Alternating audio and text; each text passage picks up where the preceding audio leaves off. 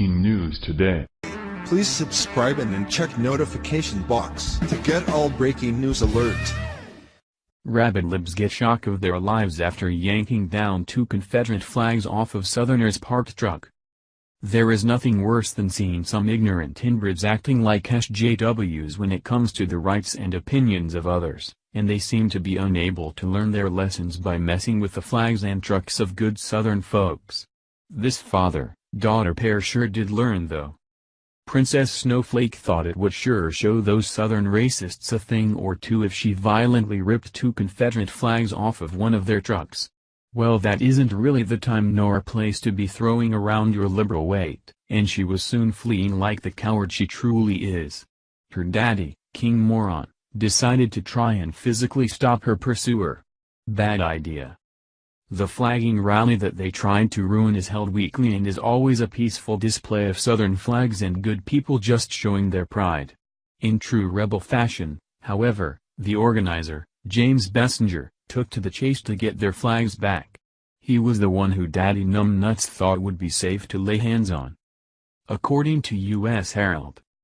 Outside Charleston, the SC Secessionist Party were putting on its weekly display of Southern flags. A passerby, later identified as 22-year-old Lydia Falcomer of Brooklyn, bore witness to this peaceful display of Southern heritage, and seized the opportunity to rip 2 Confederate flags off of a parked truck, sprinting away afterwards. In an attempt to catch the vandal, and reclaim the stolen property, James Bessinger, founder of the SC Secessionist Party, took off after Falcomer.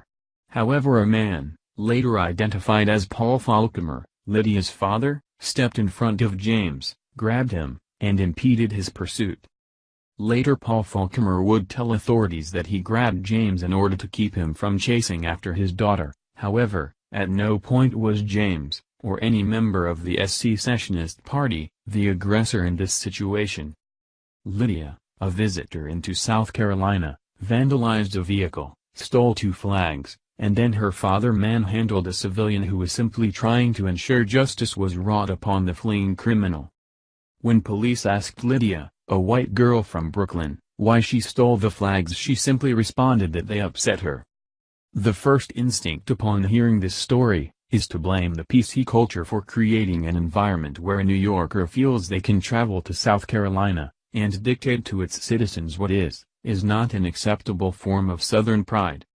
However, even the PC police would be hard-pressed to justify the hypocrisy of blatant criminal activity upon a peaceful flag ceremony, all in the name of not hurting anyone's feelings. The fact that Lydia, and to a lesser extent her father Paul, felt comfortable enough to rip Confederate flags off of the back of a pickup truck in broad daylight shows just how intolerant liberals in this country are of differing viewpoints. With all their preaching of acceptance and tolerance, liberals never respect conservative cultures or customs, even when they are visiting from out of town. If James had ripped 2 coexist bumper stickers off the back of a Prius in Brooklyn, President Obama would be holding a press conference right this moment, in tears.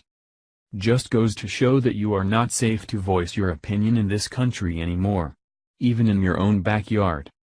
Lydia and Paul were arrested and spent the night in jail. Good. Police did their jobs well and acknowledged that the Secessionist Party was in no way aggressive, and the morons that stole the flags and physically restrained Mr. Bessinger were jailed for the night as they should have been. There is no word on any charges or further punishment as of yet, but there should be.